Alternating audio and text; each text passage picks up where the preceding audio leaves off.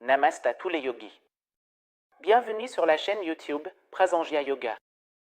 La vidéo d'aujourd'hui va être très incroyable, car dans la vidéo d'aujourd'hui, nous allons discuter du Nadi Shuddhi Pranayam, qui est également connu sous le nom de Nadi Shodhan Pranayam.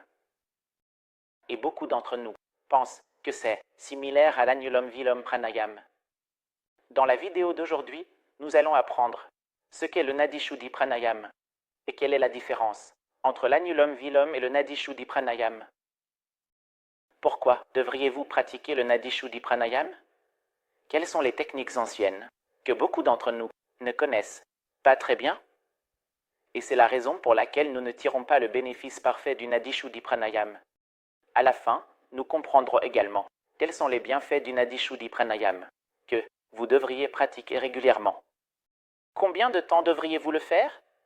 Tout sera couvert dans la vidéo d'aujourd'hui. Restez à l'écoute.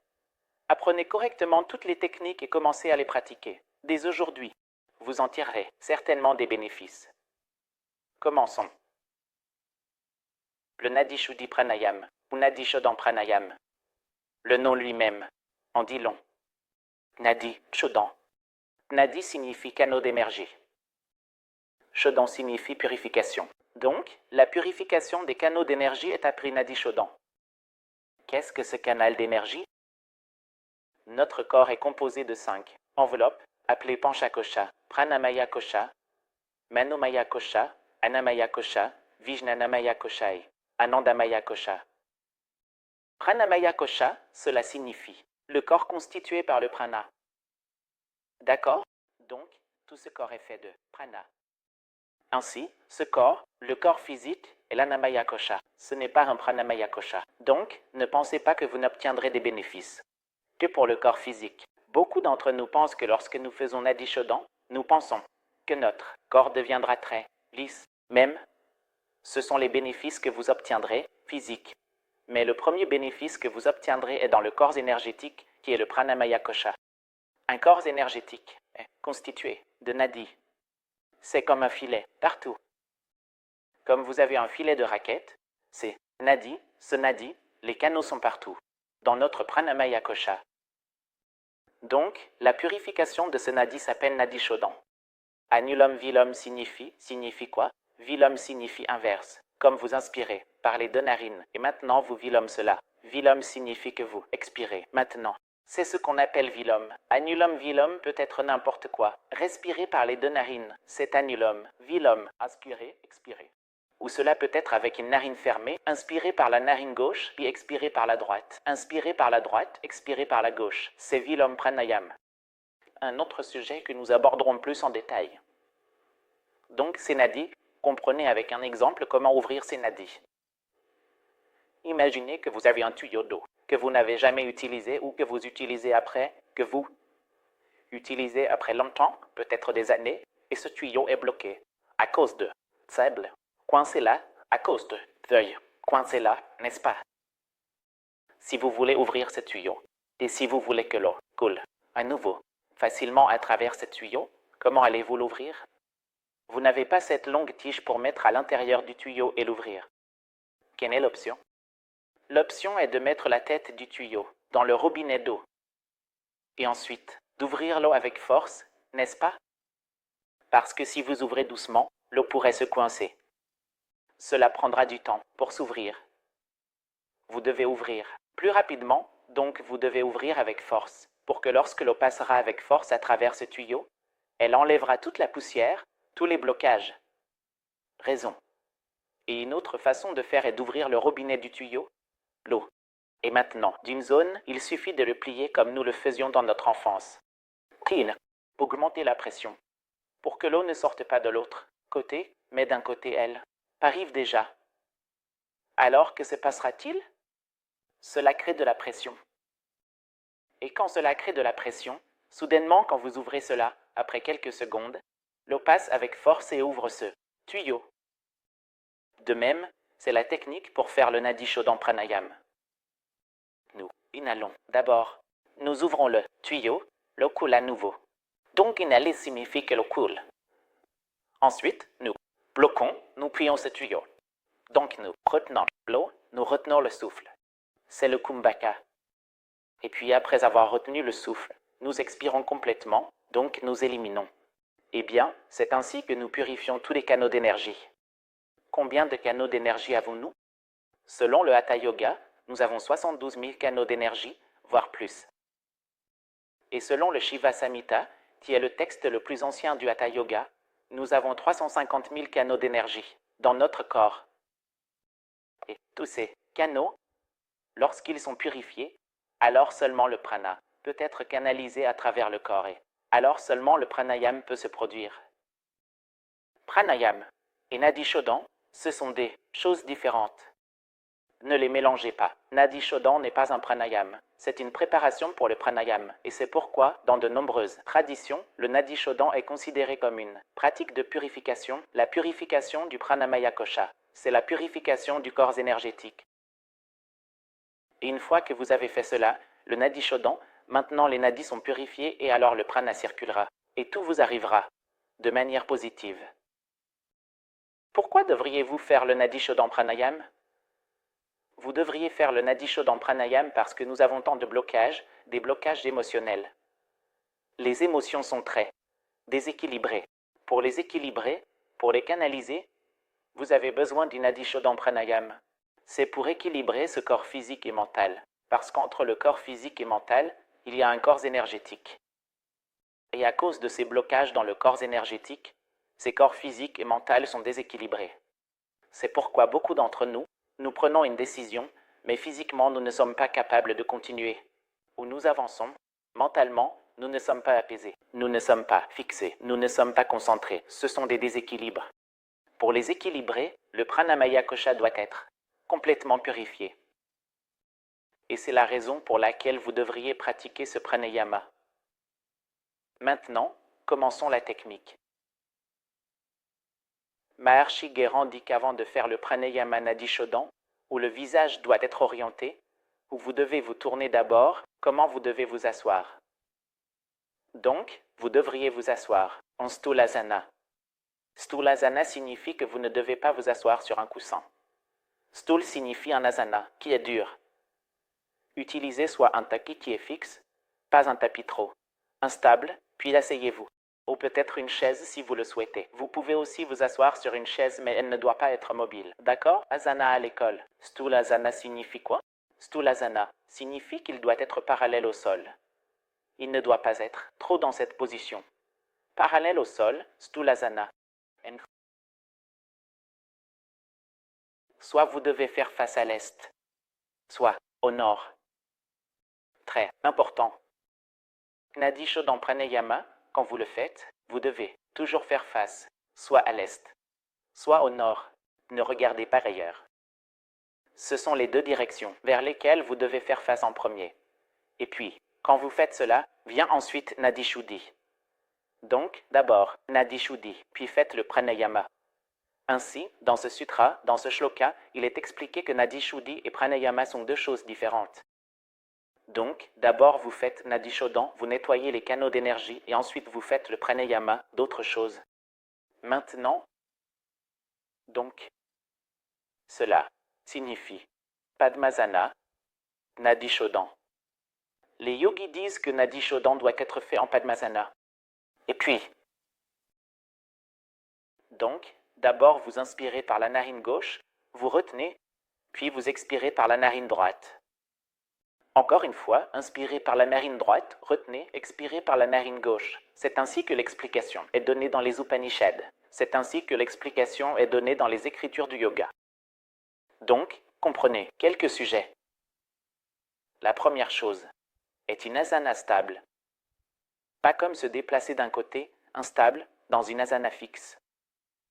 Pas d'oreiller, juste soit un tapis, une couverture qui est fixe. Signifie parallèle au sol. Très important. Le troisième, ce qu'il dit, signifie le visage vers l'est, ou le nord. C'est l'explication. Maintenant, ils viennent à la pratique, comment vous devriez pratiquer. Pour le pranayama Nadi Shodhan, comme vous l'avez déjà dit, Padmasana. C'est Padmasana, la posture du lotus. Ceux qui n'ont pas vu la vidéo de la posture du lotus, il y a un lien. vous pouvez simplement aller voir comment faire la posture du lotus, en toute sécurité.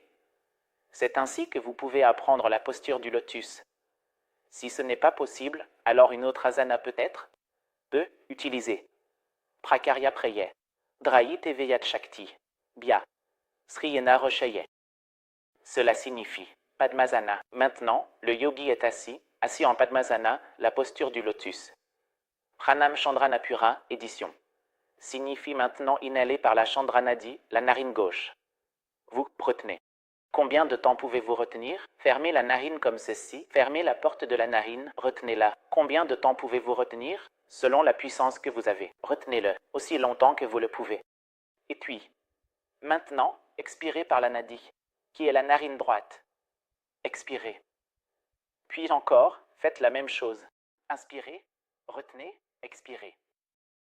C'est ainsi que c'est expliqué dans les textes, les écritures yogiques. Donc, toujours, inhalez d'abord par la narine gauche. N'est-ce pas? Je ne dis pas cela. Nous devons suivre ce que disent les yogis et comment ils ont obtenu ces bienfaits. Nous avons juste besoin, il ne faut pas le faire n'importe où, et n'importe quand, n'importe quoi. Non. Vous devez comprendre, toutes ces techniques de yoga ne donnent des bénéfices que si vous les faites correctement. Si nous avons de la fièvre, nous prenons le bon médicament, n'est-ce pas? Et alors seulement nous pouvons guérir cela. Toute maladie, bon médicament. De même, la bonne technique donne les bons résultats. Donc, ne faites rien. Comprenez simplement tous les sutras en sanskrit, comprenez ce qui est écrit et comment nous devrions suivre. Un mudra, la main gauche restera la même, sur le genou. Vous pouvez faire n'importe quel mudra si vous le souhaitez, mais je veux que vous vous reposiez simplement, parce qu'une main fait le mudra, pas de problème. Ceci s'appelle Nasagre Mudra. Quand vous pliez les deux premiers doigts, l'index et le majeur, pliez-les simplement comme ceci. Donc maintenant, l'annulaire et le pouce seront utilisés, le petit doigt juste comme support. Sinon, vous pouvez plier celui-ci aussi. D'accord? Donc la narine droite fermera la droite. La narine droite sera fermée avec le pouce, main droite. Et la narine gauche sera contrôlée avec l'annulaire, de la main droite. N'utilisez pas la main gauche, car beaucoup de gens, quand ils sont fatigués avec la main droite, utilisent la main gauche. Comprenez, le pouce représente le feu, et la narine droite représente l'énergie solaire. Le feu doit être, le soleil doit être, canalisé par l'élément feu, ce pouce. Si vous faites l'inverse, cela deviendra l'inverse. Ne faites pas, c'est erreur. D'accord? Si vous êtes fatigué, pratiquez des asanas physiques, renforcez vos bras. Mais ne faites pas juste ça. Ce n'est pas comme ça. Les techniques ne vous donneront pas de résultats si vous ne les faites pas correctement. Alors, fermez la narine droite, comme ceci. Maintenant, inspirez, d'abord par la gauche, même. Mais avant d'inspirer ici, vous devez expirer complètement. C'est une partie très importante de la respiration Nadi Shuddhi. Donc, d'abord vous inspirez complètement. Expirez complètement. Vous pouvez aussi expirer par la bouche. Une fois que vous avez complètement expiré, alors la technique commence. Vous fermez la narine droite. Vous inspirez d'abord par la narine gauche. Et quand vous inspirez plus profondément, alors vous fermez, comme ceci. Donc, vous utilisez l'annulaire pour fermer les deux narines avec le pouce et l'annulaire. Vous fermez simplement les yeux fermés. Et puis vous expirez par la droite. Et ensuite, à nouveau, la droite fera une nouvelle inspiration. De la même manière. Ensuite, vous fermez. Et puis à nouveau. À gauche. Et ceci est un cycle. Vous devriez faire 10 cycles. Le matin. 10 cycles. Cela signifie combien de kumbhaka vous faites. 10 cycles, si vous le faites, vous faites 20 kumbhaka. Donc 1. Retenir le souffle et expirer. Inspirez, retenez le souffle, puis expirez. Ceci fait 2 kumbhaka dans un cycle. Donc 10 cycles comme ça. Comprendre?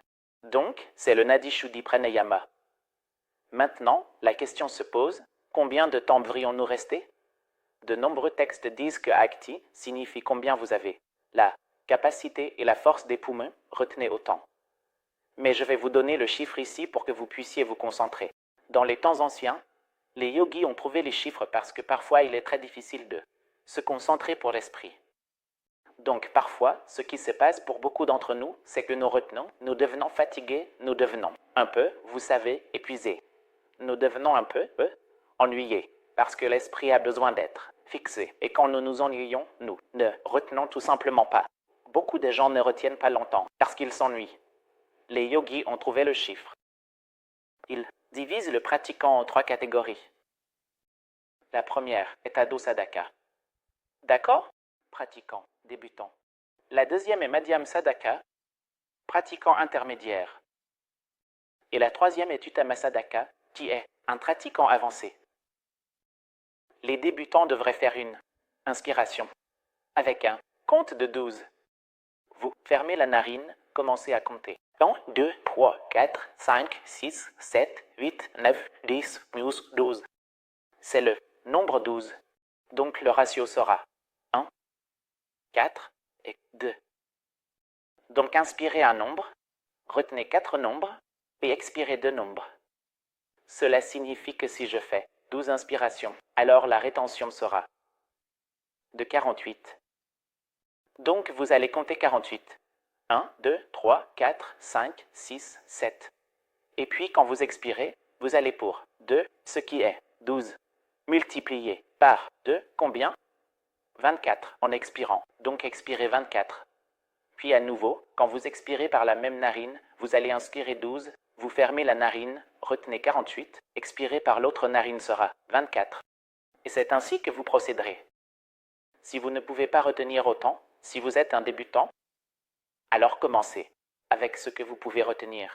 Donc inspirez autant que vous pouvez retenir, expirez. Inspirez autant que vous pouvez retenir, expirez. Ceci est un tour pour vous. Mais si vous avez un peu d'expérience, suivez ce nombre 12, 48 et ensuite ceci. Alors, qu'est-ce que vous faites exactement? Vous souvenez-vous que je vous ai dit que vous créez la pression avant d'ouvrir le tuyau? Donc, vous créez la pression. Ainsi, lorsque vous inspirez lentement, vous créez la pression, la pression, la pression et ensuite vous exercez une forte pression en retenant votre souffle. Maintenant, les canaux subissent une forte pression. Les canaux bougent à l'intérieur comme, vous savez, tremblent à l'intérieur et ensuite vous expirez. Ensuite, de manière forcée, le prana circule à travers les canaux. Et c'est ainsi que vous ouvrez, vous purifiez les canaux d'énergie. Alors, préparez-vous avec moi pour un tour. Et ensuite, vous pratiquerez cela 10 fois par vous-même chaque matin. Maintenant, détendez votre corps, de la tête aux pieds, complètement détendu. Observez tout votre corps, de la tête aux pieds et visualisez chaque partie de votre corps, votre tête, votre front, vos sourcils, vos yeux, vos lèvres, votre nez jusqu'aux orteils.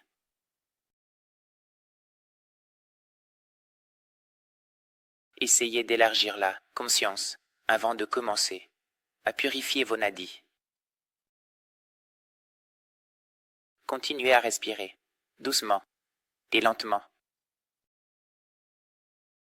Ne bougez aucune partie de votre corps. Observez simplement.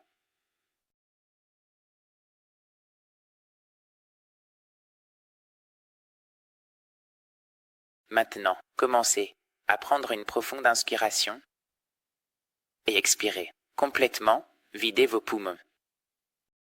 Expirez complètement. Encore une fois, inspirez profondément. Remplissez les poumons, puis expirez complètement. Videz les poumons. Dernière série. Inspirez plus profondément. Et expirez, videz les poumons et en vidant les poumons, fermez votre narine droite avec le pouce de la main droite. Faites un mudra et fermez la narine droite.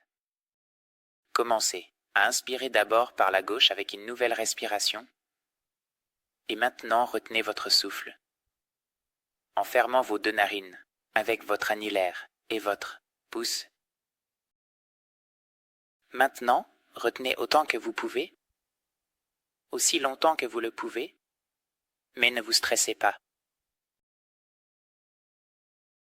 Continuez à retenir et à augmenter la pression pour les nadis. Et maintenant, en complétant l'autre narine, la narine droite, vous expirez, expirez complètement, videz vos poumons. Lorsque vous terminez l'expiration, commencez à inspirer par la narine droite. Puis fermez à nouveau la narine et retenez à nouveau, sans bouger. Lorsque vous retenez, vous ne devez pas retenir dans votre poitrine. Retenez le souffle dans votre ventre, la zone du Manipura. Continuez à retenir en augmentant la pression et une fois terminé, commencez à expirer par la narine gauche. Expirez complètement.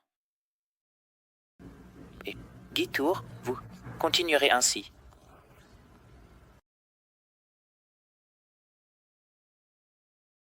Passez une belle journée. Namasté.